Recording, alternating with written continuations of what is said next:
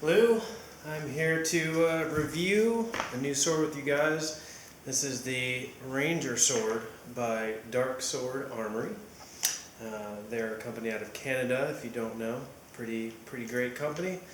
But I'm trying to give you a bit of a no-frills review on this sword and a lot of other swords. A lot of reviews out there, a lot of people chopping stuff up and giving reviews, but they don't really give me the information I need.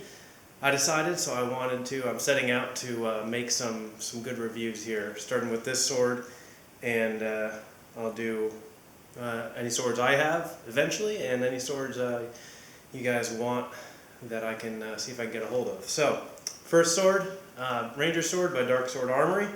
Have this one for a few years. They've had at least 2 renditions of this sword as far as I'm aware. This one is a little further from the Lord of the Rings movie version than I would like, than the previous edition as well, but it's still a great sword. So, overall stats on this guy. This guy's 46.5 inches overall. So 46.5 overall. Gives it a 36-inch blade. 46 overall, 36-inch blade. The hilt got about 9.5 inches here, and importantly, the blade is just over 2 inches wide. It's about 2 1/8, 2 1/4 wide, compared to the United Cutlery official version is just under 2 inches wide. So this guy's a little wider. Length is almost exactly the same as the United Cutlery version, so that's kind of cool. Alright, overall weight on this guy is 4 pounds 11 ounces. So that's a hefty sword. I believe Darksword said it's one of their absolute biggest and heaviest swords they make, which is an interesting stat for this guy. Anyway, they use a 5160 high carbon steel for this guy, so pretty good steel. It's a good spring steel, so it does and can take a good bend to it and return to its original straight state there, so that's pretty cool. They call it a dual tempered blade, which means they did go through the work of making the blade itself harder than the rest of the steel used on the sword, which is great. If you don't know, they do that so you can have a sword that has that ability to bend well, but still can retain a good edge after cutting. So if it's not dual tempered, you just have overall too soft of a sword, then the edge will dull really quickly, and if you harden the whole sword too much, then it might break when you're actually cutting people down. So the dual tempering is a good solution for that when companies can actually make it happen. A good forger will be able to do that. So that's a good thing that Darksword is doing with these. They say it's a Rockwell hardness of 60 on the edge and like 48 to 50 in the middle, something like that. Just some numbers for you. Okay, some general impressions of this guy. It's a good sword overall. So general impression, good sword. Even great sword. I love it. It's got that spring steel. Fantastic. It's a little bigger and heavier than I like. I try to carry him around, whether it's just Renaissance festivals, that kind of thing, Halloween.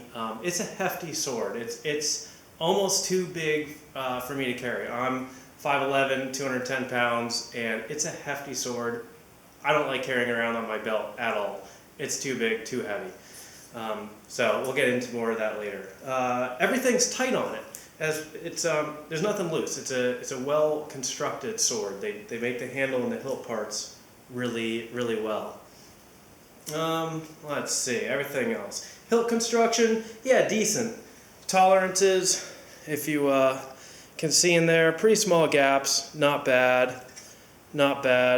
pretty good overall. They put a good finish on their swords, on their hilts, and all the parts. Pretty good overall. It's got a nice fuller running the full length, almost the full length anyway. Nice deep fuller. Good gradual taper to the sword. So yeah, overall great. Said handle construction, great leather they use. It's durable, it's good. I love it. Alright, let's see. See if I want to get into issues here. Yeah, the edge. The edge, everyone's going to ask about the edge. Why am I not chopping stuff? I'm not going to be really chopping stuff with these reviews. I might get into it later, but what I'm trying to do with these reviews is just handle the sword right in front of you and really show it to you well. Edge, the ones I buy from them, I buy them all sharpened. It's a $25 fee for them to sharpen it. Well, it's not a much of an edge. We'll get on that later.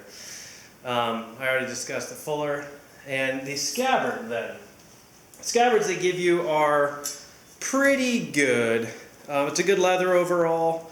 You can get it with this integrated belt design. That's pretty good. Nice steel tip to it on this guy. So yeah, they're good overall. It's a wood core covered in leather, so a standard good design. But there's a good quality. It's a good quality leather. They're solid. And I'll get into an issue on that later though. So that's all the general impressions of the sword. I said pretty good overall. So if we get into some issues, I already touched on it. It's too heavy. This sword is too heavy, big and heavy. It's I said it's over 4 pounds. I would love to see a 42-inch 3-pound version of this. So if you knock maybe 4 inches off this sucker and knock a pound off of it, I think it would be a much better sword. It's too hefty. Yes, it's supposed to be a two-handed sword, but this thing is beefy. And that is due to greatly, in fact, this huge pommel on it adds a lot of that weight, it seems. To balance out the weight of the blade, though, is what's going on there. Yeah, so I think it's too heavy for what it is. We know Aragorn had a big, heavy sword, but did it need to be this big and heavy? I don't know about that. It's a little too unwieldy, I would say. So it's actually too heavy for the belt they give you. Honestly, if you put this thing on, it sags funny. It just doesn't quite work.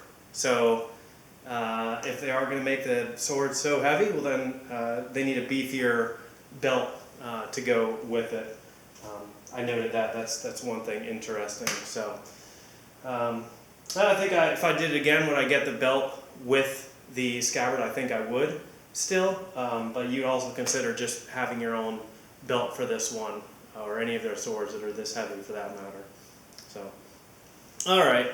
On that another issue, it's pretty close to the United Cutlery dimensions, and why is that important to me? I would like to be able to get the United Cutlery scabbard for this, as well as their other Lord of the Rings swords that they make. I think that's a cool thing to be able to have a functional version of the sword that fits in the movie-accurate scabbard, because of course United Cutlery doesn't make many of their swords into a functional battle-ready version, but their scabbards are really nice, real leather, and they look great. So yeah, I'd love this to fit in the United Cutlery scabbard. This one is actually really close. It may or may not fit, as I touched on earlier. I'm actually going to buy a United Cutlery scabbard and see if it fits, and see if I can modify it to fit, but I don't have one yet. Contrary to their Anduril, Darksword-Armory's Anduril, that's nowhere near fitting. The United Cutlery one is actually significantly longer. It's at least 4 or 5 inches longer than Darksword-Armory's, and it's also Darksword-Armory is much wider. So unfortunately, there's no way you can make a Darksword Anduril fit into a United Cutlery scabbard. You'd have to cut the blade way down to make it work. So not really possible. So next issue, the sharpness of the blade. I touched on that before, and I'll get into that more now. Said it costs $25 for Darksword to sharpen the blade for you. Pretty good price. That's not bad at all. But for what you get from that, to me, it's not an edge you can do anything with. It's still what I would consider a fairly blunt edge. So they say it's very, very sharp is how it's worded by Darksword when they ship it with the edge that you pay for. And I would, it's not. It's a mediocre sharpness, I would say, at best.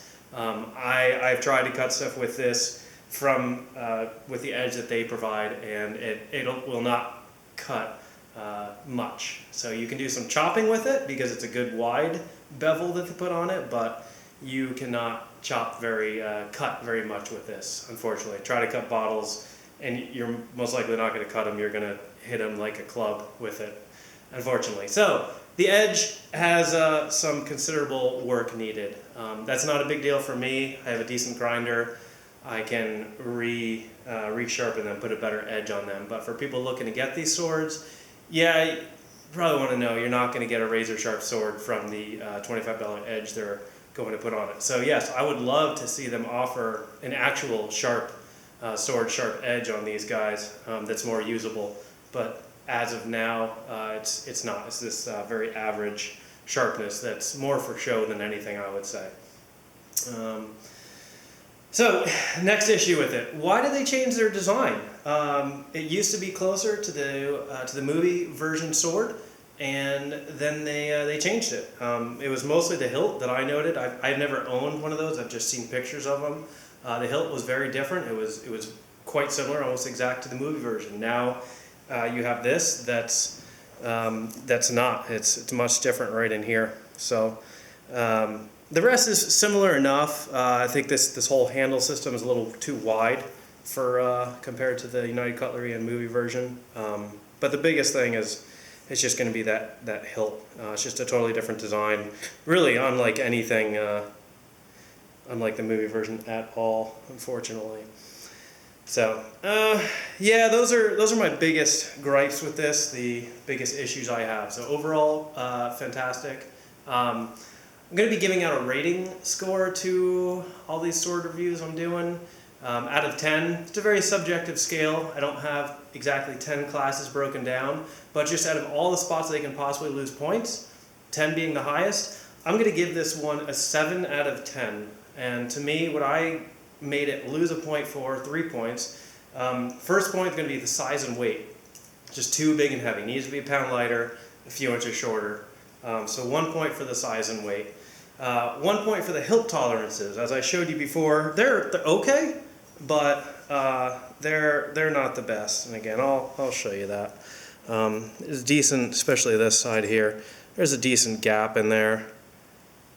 So it doesn't have any wiggle to it, but if you have a really good sword company, they will have little to no gap in there. So yeah, the tolerances are a little off. For sure. I'd like to see better tolerances by them. And then the last point, so that's the second point. The last point is the sharpness. So again, yeah, you're paying for that service, and I can run my finger on that, and it's all day, and it's not going to cut me. So they need to up their game with their sharpness. So again, 7 out of 10, pretty good score. Next big question then, is it worth the money? You can get this guy, I think it starts about $525, somewhere around there for just the sword itself, a blunt version of the sword.